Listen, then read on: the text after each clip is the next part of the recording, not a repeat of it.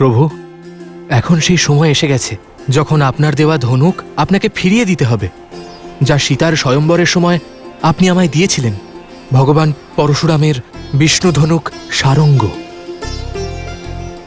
আসন্ন যুদ্ধে আপনার সেটার প্রয়োজন পড়বে।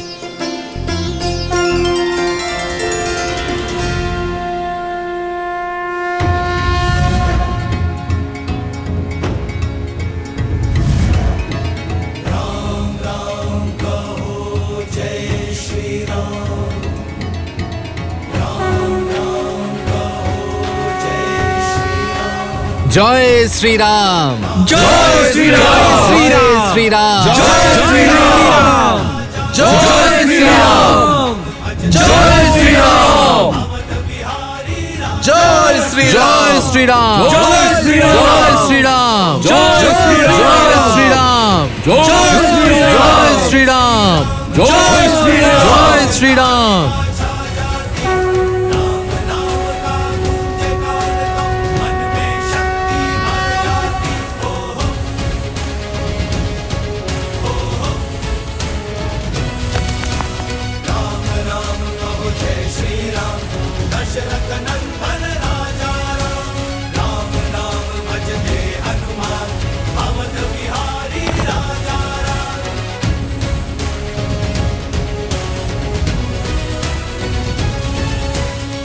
প্রভু, আমাদের সৈন্যদের অধিক পরিশ্রমের ফলে আমরা আশেপাশের অঞ্চল থেকে সকল ছোট বড় পাথর নিয়ে এসেছি। আপনার আশীর্বাদ লাভ করে কাল ভোর থেকেই আমরা সেতু বন্ধন শুরু করে দেব। শীঘ্রই লঙ্কায় আক্রমণ করব।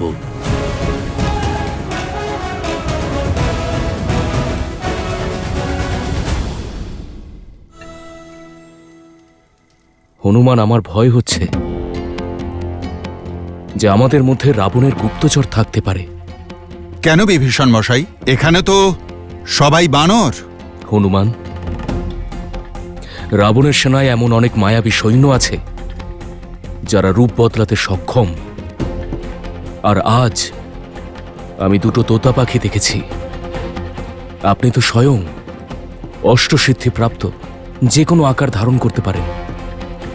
আপনি আমার আশঙ্কা দূর করুন। জয় শ্রীরাম।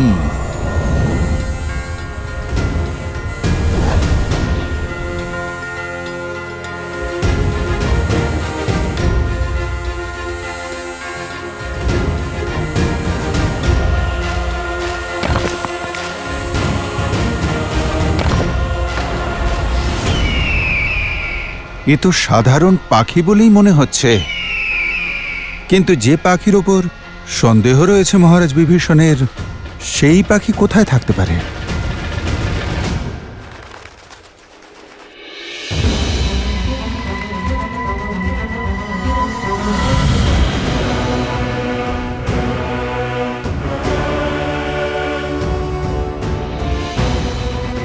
যদি বানরদের সংবাদ সংগ্রহ করতে হয় তাহলে নিজেকেও বানর হতে হবে।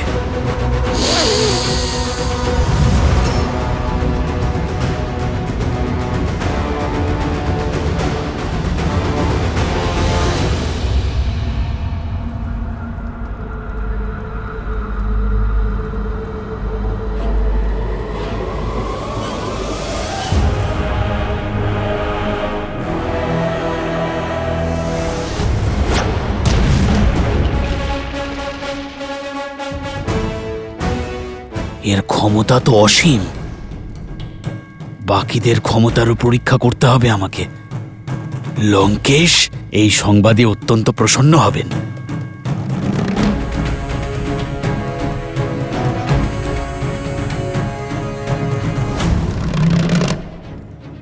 এটা আবার কে?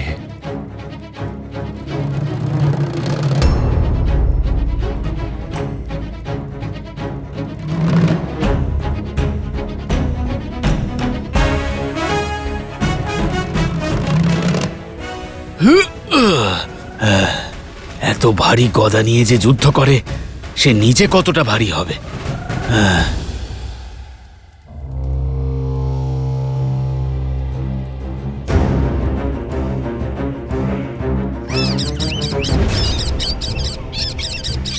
সংকেত? পালাতে হবে আমাকে।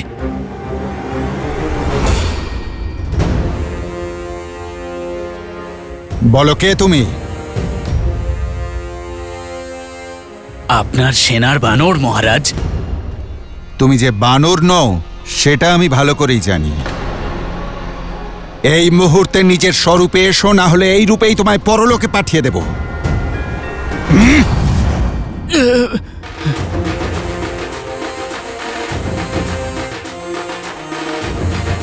আচ্ছা, তাহলে তুমি অতিথি। এসো, অতিথি আপ্যায়ন করি এবার।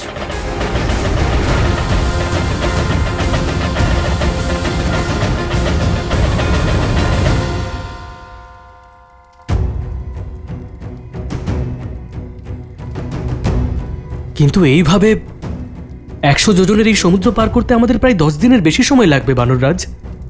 আমার প্রভুর কাছে একে নিয়ে চলো। প্রভুর কাছে নিয়ে যাবে কেন? মেরে ফেলো ওকে।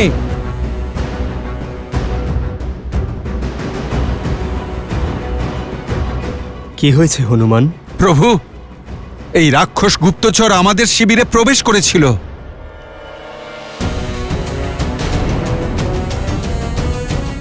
ওকে এখানে আনার কি প্রয়োজন ছিল হনুমান? ওকে ওখানে শেষ করে দিতে। দয়া করুন মহারাজ সুগ্রীব, দয়া। আমি কোনো গুপ্তচর নই, আমি একজন দূত আমি মহারাজ। মহারাজ, রাবণের সংবাদ নিয়ে এসেছি আপনার জন্য।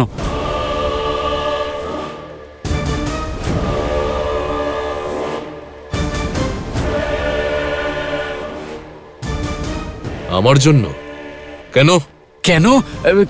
কারণ একজন রাজার সংবাদ অন্য রাজার জন্য। কি সংবাদ পাঠিয়েছে রাবণ? মহারাজ, রাবণ বলেছেন যে সুগ্রীব, আপনি বীর, আপনি নিজের ভ্রাতা বালির মতো অত্যন্ত শক্তিশালী, আপনার সম্পন্ন পরিবার আছে, তাহলে এই বনবাসীর সঙ্গে দাঁড়ে দাঁড়ে ঘুরে বেড়াচ্ছেন কেন?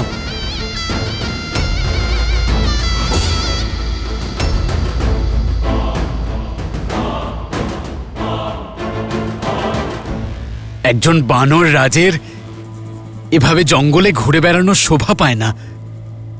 যান, নিজের রাজ্যে ফিরে যান, সেখানকার বৈভব উপভোগ করুন। লঙ্কেশ বলেছেন যে বন্ধুত্ব নিজের সমান প্রতিপত্তি সম্পন্ন ব্যক্তির সাথে করা হয়।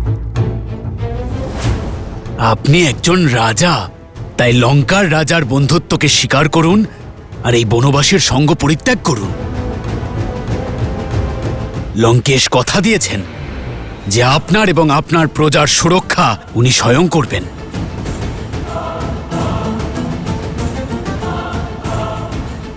সুনিশ্চিত করবেন যে কিষ্কিন্ধা সবসময় পরিপূর্ণ থাকে আর আপনার যাতে কোনো বিপদ না হয়।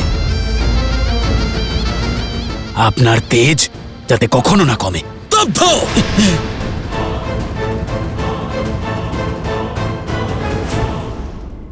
আমি ভেবেছিলাম রাবণ বুদ্ধিমান, কিন্তু ও প্রমাণ করে দিল যে ও একজন মূর্খ। যদি তোমার সর্বজ্ঞানী মহারাজের মধ্যে একটুও বুদ্ধি থাকতো, ধর্মবোধ থাকতো, তাহলে মাতা সীতাকে হরণ করে কখনো এসে প্রভু শ্রীরামের শত্রু হতো না। আর কি ভেবেছে সে? ওর এই সংবাদের পিছনে লুকিয়ে থাকা মানসিকতা আমি ধরতে পারবো না, ওর ছলনা বুঝতে পারবো না। এ সংবাদ নয়, রাবণের ভয়ের প্রতিবিম্ব। সুগ্রীব, বালির ভাই অবশ্যই, কিন্তু ধর্মাবলম্বী সে। আর এই সুগ্রীব গৃহে তখনই ফিরবে যখন শ্রীরামের উদ্দেশ্য সাধন হবে। আর এই প্রতিজ্ঞা উনি না বলা সত্ত্বেও গ্রহণ করেছি। মিত্রতা আমি তার সাথে করেছি যিনি হলেন বিশ্বাসের অপর নাম, শ্রীরাম। শ্রীরামকে ছেড়ে বিশ্বাসঘাতক রাবণের সঙ্গে কখনোই সন্ধি করবে না এই সুগ্রীব। আপনার চরণেই ওর শাস্তি লাভ করা উচিত প্রভু। হ্যাঁ, ও গুপ্তচর, ওকে বধ করো। হ্যাঁ, ওকে বধ করো। মারো, মারো,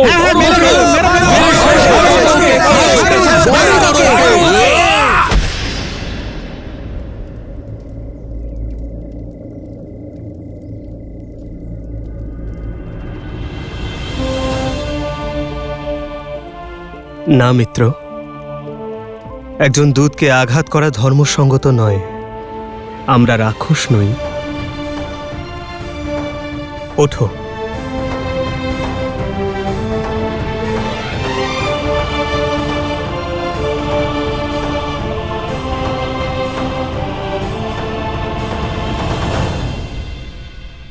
প্রভু, আমি আমার ভ্রাতা রাবণ এবং তার ছলনাকে খুব ভালো করেই জানি। ও হল সুখ, লঙ্কার সবচেয়ে যোগ্য গুপ্তচর। এখানে এসেছে আমাদের সৈন্যবল যাচাই করতে, কিন্তু ধরা পড়লে ওকে দূতে পরিণত হওয়ার আদেশ দেওয়া হয়েছিল। প্রভু, আপনিও ষড়যন্ত্রের শিকার হবেন না। রাবণের ষড়যন্ত্র যাই হোক, আমি আমার মর্যাদা লঙ্ঘন করব না। ও যখন বলছে যে ও দূত, আমি ওকে দূতের নজরেই দেখব। তুমি তোমার প্রভুর সংবাদ নিয়ে এসেছ তো? আমারও একটি সংবাদ নিয়ে যাও।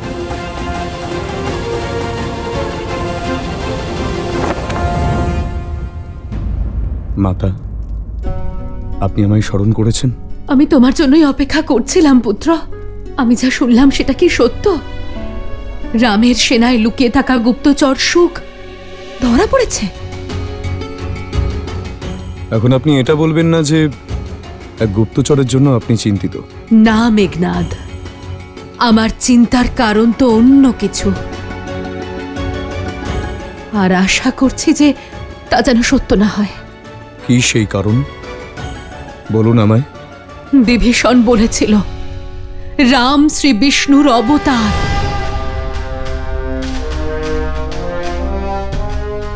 মাতা, উনি তো এও বলেছিলেন যে নারায়ণ ওনার রক্ষা করবে। সত্য তো এই যে কাকাশ্রী খুব দুর্বল, আর দুর্বল ব্যক্তিরা শুধুমাত্র কল্পনাই করতে পারে। আর সেই ব্যক্তিকে কিভাবে বিশ্বাস করি যে নিজেই একজন বিশ্বাসঘাতক? উনি শুধুমাত্র লঙ্কার সৈনিকের মনোবল ভাঙার জন্যই বলেছেন। আশা করছি তাই যেন হয় মেঘনাদ। কিন্তু যদি বিভীষণের বলা কথায় এতটুকু সত্যতা থাকে, তখন যদি রাম শ্রী বিষ্ণুর অবতার হন, তখন আমরা কি সাক্ষাৎ নারায়ণকে হারাতে পারবো পুত্র? আমাদের এই কুল, এই রাক্ষস কুলকে কি আমরা রক্ষা করতে পারবো? মাতা, আপনি আসুন।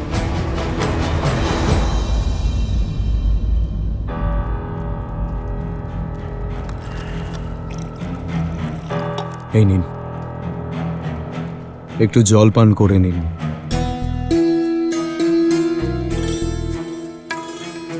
মাতা, আমি আপনার যন্ত্রণা বুঝতে পারছি।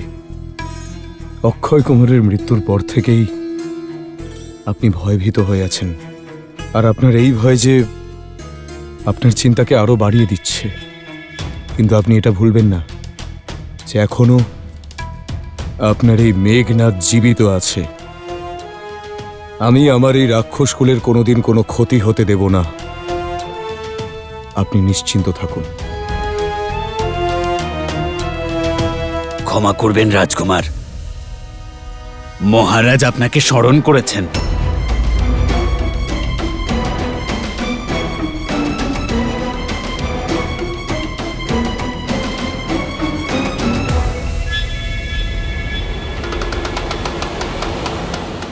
এসো পুত্র, দেখো আমাদের বীর গুপ্তচর সুখ লঙ্কায় ফিরে এসেছে। রামের শক্তির বিষয়ে একা একা শুনতে আমি ভয় পাচ্ছি। এসো দুজনে মিলে শুনি কি হয়েছিল ওর সঙ্গে বানরদের শিবিরে। এবার বলো সুখ, কি মূর্খতা করেছিলে তুমি, যার জন্য ধরা পড়ে গেলে?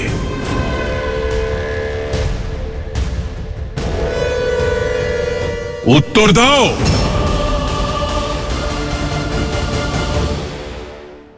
মায়া যুদ্ধ আর ছলনা আমরা পারি না। আমাদের কাছে যাই আছে লঙ্কার তুলনায় অত্যন্ত কম।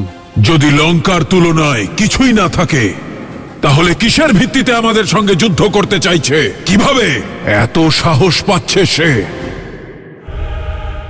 মহারাজ, আমি ওই বানর সেনার ক্ষমতা, অস্ত্র আর শস্ত্রের ব্যাপারে সংবাদ সংগ্রহ করছিলাম, কিন্তু জানি না কিভাবে ওই বানর হনুমান আমাকে সন্দেহ করলো আর ও আমাকে ধরে ফেললো। আর তারপর তোমাকে আদর যত্ন করলো?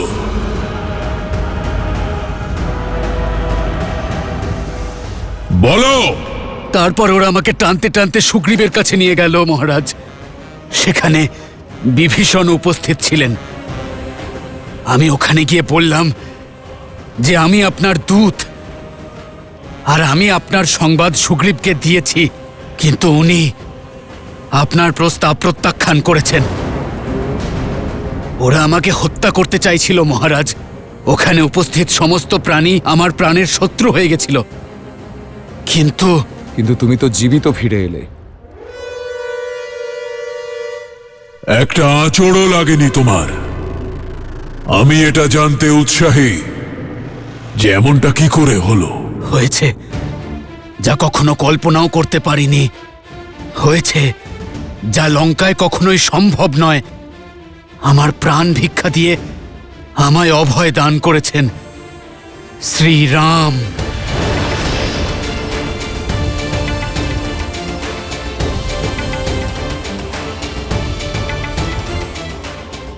এমন কি করেছে ওই রাম? তুমি আমাদের সৈন্যের শক্তি, আমাদের দুর্বলতা জানতে এসেছো, তাই না? যাতে তোমার প্রভুকে বলতে পারো আমি তোমাকে সাহায্য করছি।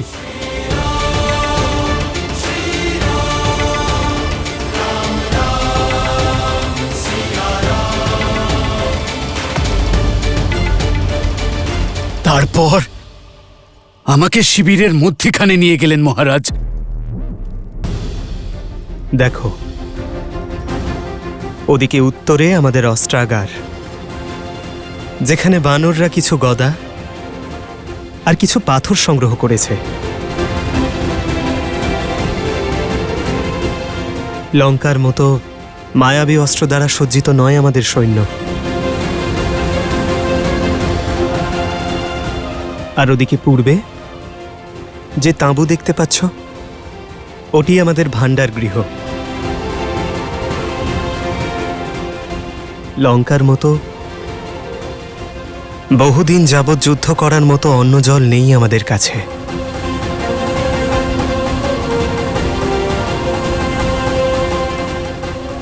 আর ওইদিকে পশ্চিমে একটি শিবির আছে যা শুধু নামেই শিবির, বৃষ্টিতেও তাতে রক্ষা পাওয়া যায় না। লঙ্কার মতো আমাদের কাছে বড় বড় মহল নেই, আর সংখ্যাতেও বানর সেনা লঙ্কার তুলনায় অনেক কম।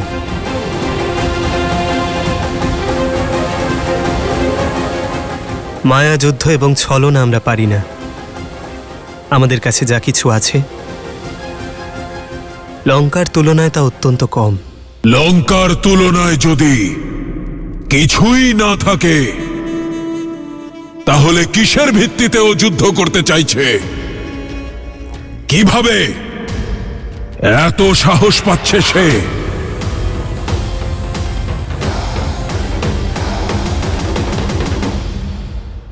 বলে দিও তোমার প্রভুকে পরাজয়ের জন্য যেন প্রস্তুত থাকেন, কারণ এই যুদ্ধ অস্ত্র দ্বারা নয়, সত্য দ্বারা লড়া হবে। আমাদের কাছে সমুদ্র পেরোনোর জন্য মায়াবী পুষ্পক বিমান নেই, কিন্তু দৃঢ়তার শক্তি আছে, যা দ্বারা সেতু তৈরি করে রাবণের বিনাশ তার কাছে পৌঁছবে। এবার আমি তোমাকে বলবো আমাদের কাছে কি আছে। এই বানরদের চোখের দিকে তাকাও।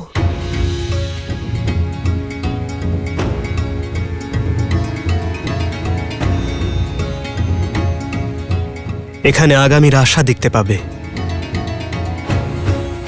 বিজয়ের দৃঢ়তা দেখতে পাবে, আর অত্যাচার থেকে মুক্তি পাবার অগ্নিও। আমাদের কাছে অস্ত্র নেই, সংকল্প আছে, সাধন নেই, অসন্তোষ আছে অন্যায়ের বিরুদ্ধে। আর আমাদের বিশ্বাস যে আমরা ধর্মের পথে আছি। আমাদের কাছে কেবল 20 দিনের অন্ন জলের ব্যবস্থা আছে। জানো কেন? কারণ আমাদের বিশ্বাস যেই 20 দিনের মধ্যে লঙ্কায় পৌঁছানোর সেতুও তৈরি হবে, আর রাবণ তার অপরাধের শাস্তিও পাবে।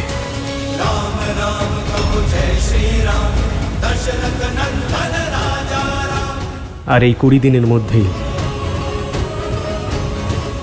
আমি আমার সীতাকে মুক্ত করে ফিরিয়ে আনব।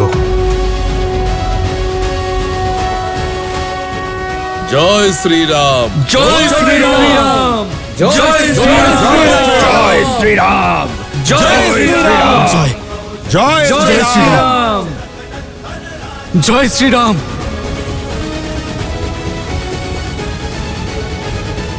তারপর উনি যুদ্ধনীতির ব্যাপারে বললেন। কখনো ভাবতে পারিনি যে কেউ যুদ্ধনীতির ব্যাপারে এভাবেও চিন্তা করে। বলে দিও তোমার প্রভুকে পরাজয়ের জন্য যেন প্রস্তুত থাকেন, কারণ এই যুদ্ধ অস্ত্র দ্বারা নয়, সত্যের দ্বারা লড়া হবে। এখানে বিজয় ষড়যন্ত্র দ্বারা নয়, সংগঠন দ্বারা হবে। আমাদের কাছে সমুদ্র পেরোনোর জন্য মায়াবী পুষ্পক বিমান নেই, কিন্তু দৃঢ়তার শক্তি আছে। তার সেতু তৈরি করে রাবণের বিনাশ তার কাছে যাবে আর তার সর্বনাশ করবে। শ্রী